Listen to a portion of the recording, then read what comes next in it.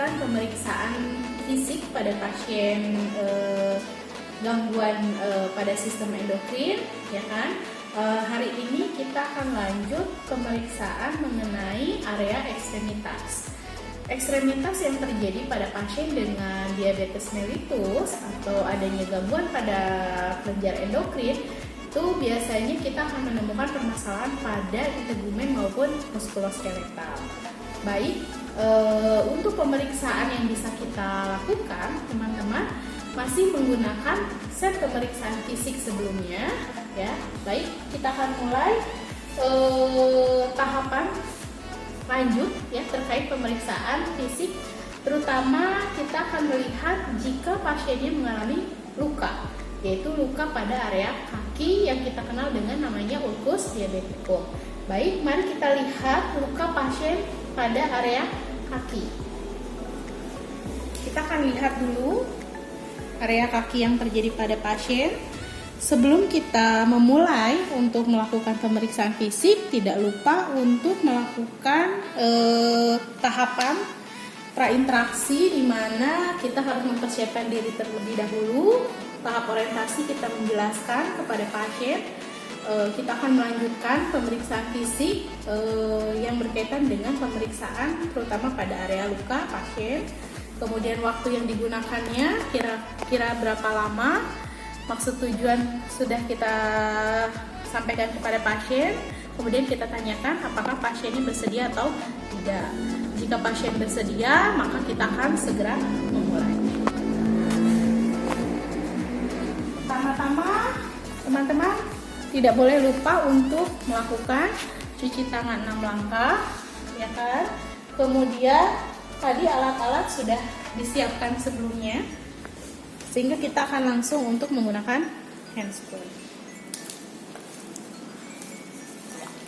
Baik, pada pasien dengan ulcus diabeticum, pada pasien ini untuk mengkaji luka diabetikum kita menggunakan pemeriksaan Wagner klasifikasi, yaitu klasifikasi untuk melihat luka pasien ini masuk ke kategori stage berapa. Ya, baik. Teman-teman bisa melihat kondisi luka yang terjadi pada kaki pasien. Baik, setelah kita melihat luka, balutan yang sudah dibuka, ternyata kita melihat kondisi luka di mana area kaki pasien ini banyak sekali perubahan yang terjadi, ya. Di sini terlihat bahwa kulitnya terbuka. Kemudian ada beberapa lokasi. Kemudian di sini juga terlihat warna yang berbeda, ada berwarna putih, ada yang berwarna merah, kemudian ada yang berwarna hitam. Maka kondisi ini kita akan lihat menggunakan Wagner klasifikasi.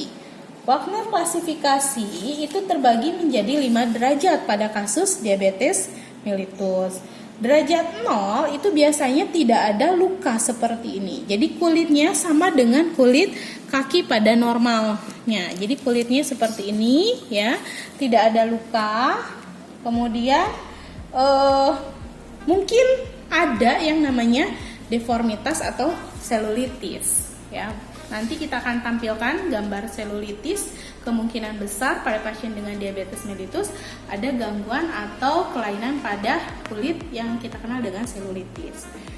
Baik, untuk yang berikutnya, ketika melihat stage 2 yang bisa dilihat oleh teman-teman nanti, yaitu derajat 2 itu dikenal dengan ulcus superficial. Artinya ulcus superficial adalah terjadinya luka namun hanya pada area dermisnya saja. Bisa sebagian atau juga bisa seluruhnya. Jika kita melihat luka ini, pasien ini dia sudah melewati area dermis, ya. Karena ketebalan lukanya, kedalaman yang terjadi di sana cukup dalam. Kemudian derajat 2 itu kita lihat terjadi perubahan pada area ligamen, tendon, sendi, dan fasia. Namun tidak ada abses atau adanya luka. Bila kita melihat luka di sini sudah mulai terlihat area ligamen, ya, yang berwarna putih. Ligamen pasien ini sudah mulai terbuka. Namun kita lihat di sini tidak ada pus atau adanya nanah. kemungkinan besar yang terjadi pada karakteristik luka ini, Wagner klasifikasi pada pasien ini, yaitu Wagner klasifikasi stage 2. Ya. Kemudian apa yang terjadi bila luka pada Wagner stage 3? Wagner stage 3 adalah ulkus yang terjadi disertai dengan abses pada area ligamen, tendon, bahkan sampai fasia. Jadi luka yang terjadi pada pasien ini kalau kita lihat lukanya bersih. Kalau stage 3 di sini muncul sekali banyak nanah. Jadi teman-teman pada saat membuka luka muncul sekali nanah yang banyak atau eksudat yang cukup banyak, sehingga pada saat dibuka balutannya nanah tersebut banyak menempel pada balutan. Untuk derajat 4 adalah gangren yang terlokalisir pada area tumit, ya, pada area tumit atau pada area ujung kaki. Di sini luka sudah mulai ke dalam, ya, tapi kita tidak bisa cek, makanya nanti kita lanjut dengan pemeriksaan berikutnya. Sedangkan untuk derajat 5, lukanya sudah memanjang, sudah melebar, tidak hanya pada area ujung-ujung kaki ataupun pada area tumit, namun bisa memanjang pada area berikutnya. Begitu. Selanjutnya, setelah teman-teman mengkaji Wagner klasifikasi yang tadi sudah saya sampaikan, di sana ada 5 stage, kita lanjut untuk mengkaji yang namanya luas luka atau dimensi luka. Luas luka yang bisa teman-teman kaji di sini yaitu kita mengecek ukuran panjang luka dan lebar dari luka pasien. Baik, kita ukur panjang luka yang terjadi pada pasien.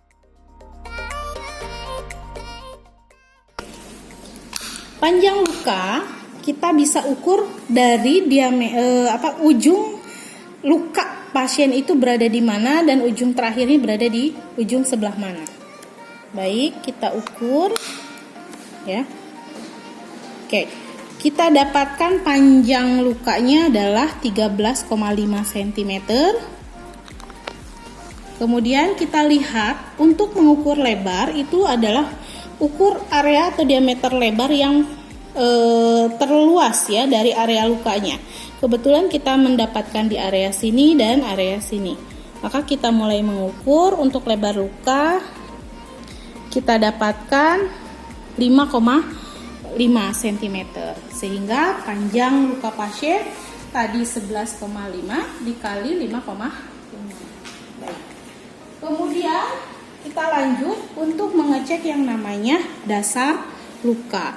Dasar luka pasien ini jika kita lihat gambarnya cukup bermacam-macam, namun kita lihat ada warna merah, ya, selain warna hitam, ya, ataupun warna kuning. Nah, dasar luka itu berada di paling bawah, ya. Teman-teman bisa cek, kemungkinan besar yang paling banyak area lukanya ini di area yang mana, warnanya warna apa.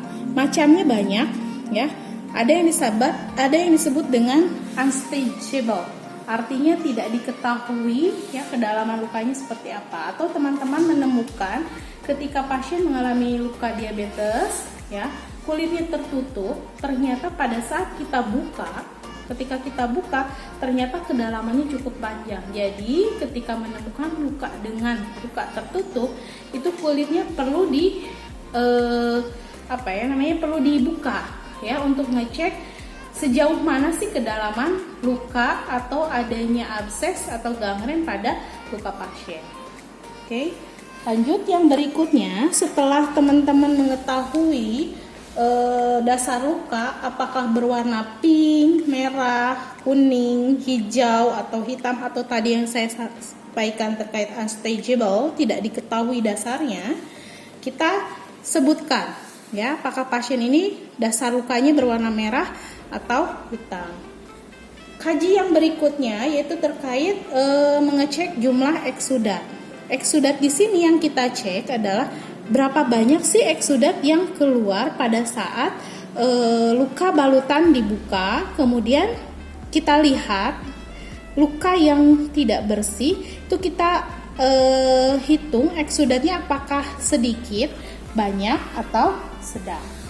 Kemudian setelah mengkaji eksudat, teman-teman juga bisa mengkaji yang namanya kaji apakah area luka pasien ini mengalami keluhan nyeri atau tidak, ya, dengan cara ketika kita bertanya pada pasien, kita bisa tanyakan, Pak, apakah luka pada kaki Bapak ini mengalami nyeri atau justru malah tidak timbul nyeri. Begitu. Kemudian kaji yang berikutnya yaitu kaji kemampuan pasien untuk bergerak ketika terjadi luka. Kemampuan bergerak ini kita tanyakan apakah kakinya bisa digerakkan, digeser baik ke kiri maupun ke kanan, diangkat atau diturunkan. Kemudian kita tanya pada saat menggerakkan anggota gerak tersebut apakah disertai nyeri atau tidak. Yang berikutnya yaitu kita melihat batas luka atau disebut dengan wound edge dan peri-wound atau disebut dengan sekitar luka. Batas luka ini yang bisa kita lihat teman-teman. Ya, ini disebut dengan batas luka. Batas luka ini kita lihat ya, apakah batas luka di sini terjadi edema atau terjadi maserasi, mulai melepuh. Kemungkinan besar muncul lagi luka baru ya, atau maserasi. Kemudian pecah sehingga terjadi ulkus lagi. Di sini kebetulan di kaki pasien terdapat ada 3 luka ya, dengan tempat yang berbeda.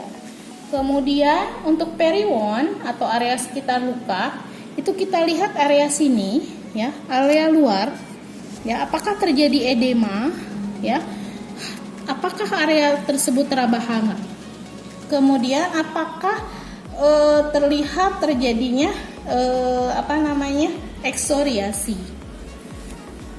Kemudian setelah kita kaji area luka, tahapan berikutnya adalah kita lanjut ke pemeriksaan muskuloskeletal. Untuk pemeriksaan muskuloskeletal di sini, teman-teman akan kaji bagaimana caranya melakukan pemeriksaan refleks, yaitu pemeriksaan refleks pada tangan, refleks bicep dan tricep. Pada area kaki nanti teman-teman bisa cek pemeriksaan patella, Achilles. Kemudian kita juga kaji ROM pasien ya, pergerakannya, kemampuan untuk melakukan aduksi dan abduksi. Kemudian kita juga kaji tonus otot pasien. Untuk tonus otot pasien, teman-teman bisa menilai dengan skala 1, yaitu artinya kemampuan hanya bisa menggerakkan jari tangan atau hanya tonus otot. Pada saat dia menggerakkan tangan akan terlihat pergerakan tonus ototnya. Kekuatan otot kedua di sini teman-teman bisa melihat ketika kita perintahkan pasiennya untuk bergerak, pasiennya akan melakukan pergeseran ya, baik tangan maupun kakinya bergeser. Kemudian untuk menilai kekuatan otot 3 yaitu kemampuan di mana pasien ketika kita perintahkan untuk mengangkat tangan ataupun mengangkat kaki, kemampuannya pasien mampu untuk mengangkat, namun dia tidak mampu melawan gravitasi. Artinya, ketika pasien mengangkat tangannya, itu langsung terjatuh kembali. Nilai 4 yaitu di mana teman-teman mengkaji kekuatan pada otot tangan maupun kaki. Kita memerintahkan bahwa pasien untuk mengangkat tangannya. Ketika mengangkat tangan, perawat itu melakukan pemberian tahanan ya. Kemudian ketika diberikan tahanan, pasien tidak mampu untuk menahan tahanan yang diberikan, kemudian turun secara perlahan, maka teman-teman bisa menilai kekuatan ototnya nilainya 4. Untuk kekuatan otot 5 yaitu kekuatan otot maksimum, itu di mana ketika teman-teman memerintahkan kepada pasien untuk mengangkat tangannya, kemudian teman-teman melakukan tahanan, pemberian tahanan pada otot tangan maupun otot kaki, pasien itu mampu menahan secara maksimum. Ya, makanya itu disebut dengan kekuatan otot 5. Baik, untuk pengkajian pada area ekstremitas yang perlu kita lakukan terkait pengkajian untuk mengecek refleks fisiologis pasien, teman-teman bisa melakukan pemeriksaan refleks bicep, tricep pada area tangan, kemudian nanti pada area kaki yaitu refleks patella dan Achilles. Baik, akan saya contohkan pada saat teman-teman akan melakukan pemeriksaan bicep, kita bisa angkat tangan pasien ya, kemudian kita tahan ya. Teman-teman bisa menggunakan refleks hammer, kemudian kita cari area otot bicep di sini, kemudian kita berikan ketukan ya untuk mengecek respon fisiologisnya apakah positif 1 atau hiporefleks, positif 2 apakah normal, dan positif 3 adalah hiperrefleks. Untuk area berikutnya yang perlu teman-teman cek yaitu area tricep. Tricep itu teman-teman lakukan di area bagian belakang, kemudian kita berikan pukulan ya untuk cek bagaimana respon area tangan. Apakah tadi hasilnya cenderung hipo, normal maupun hiper. Baik, selanjutnya kita bisa lihat pada area kaki. Di area kaki ini teman-teman bisa cek ya bagaimana refleks fisiologis pada area patella ya, dengan cara kita ketuk area di sini, kita angkat paha pasien ya, kita tahan, kemudian kita ketuk juga ya. Teman-teman akan mendapatkan lekukan pada area lutut pasien, kemudian kita bisa pukul ya. Yang akan kita lihat adalah respon apakah kakinya terangsang pada saat kita berikan ketukan tadi. Kemudian yang berikutnya yaitu cek Achilles. Achilles teman-teman akan bisa berikan rangsang refleks pada area otot di bawah sini, yaitu daerah Achilles. Ketika kita berikan ketukan pada area Achilles, maka respon kaki pasien dia akan hipo, hiper, atau normal. Selanjutnya teman-teman bisa melakukan pengkajian. Untuk area ekstremitas ini kita kaji apakah terjadi edema ya pada lengan. Kemudian kita cek CRT-nya berapa detik. Kemudian kita cek clubbing finger dengan cara mengaitkan kedua kuku membentuk love seperti ini ya. Kemudian nanti kita lihat gambar ada di berikut ini. Kemudian kita juga cek area tremor pada tangan dengan cara teman-teman memberikan kertas pada tangan seperti ini ya. Kemudian dilihat apakah ada tremor atau tidak pada pasien. Tidak hanya pada area tangan ya, untuk kita cek apakah ada edem, ada turgor, turgornya baik atau tidak, kemudian adakah CRT-nya berkurang, kemudian adakah permasalahan tadi yang sudah disebutkan. Nah, bagian berikutnya adalah pada bagian area ekstremitas. Ekstremitas juga sama, teman-teman harus cek area edema ya, edem. Kemudian dicek CRT-nya, kemudian kita cek akralnya juga. Selanjutnya adalah bagaimana melakukan pengkajian terhadap kemampuan sensasi, yaitu pengecekan neuropati, yaitu monofilamen. Untuk pengecekan monofilamen, teman-teman akan diarahkan pada video selanjutnya. Kemudian untuk yang berikutnya adalah kaji kemampuan berjalan. Ya, kita perintahkan pasiennya apakah pasiennya tersebut mampu untuk berjalan atau tidak. Apakah berjalannya ada bantuan, membutuhkan alat bantu atau tidak. Ya, kita bisa tanyakan pada pasien, Pak, apakah Bapak bisa berjalan? Kemudian ketika Bapak turun, apakah dibantu oleh keluarga atau mampu sendiri. Demikian pengkajian yang bisa saya sampaikan terkait pengkajian integumen maupun pengkajian pada muskulo untuk pasien dengan kasus endokrin. Terima kasih teman-teman, semoga enjoy untuk menonton video ini dan jangan lupa untuk subscribe, comment, and like. Terima kasih, selamat tinggal, berjumpa lagi pada video selanjutnya.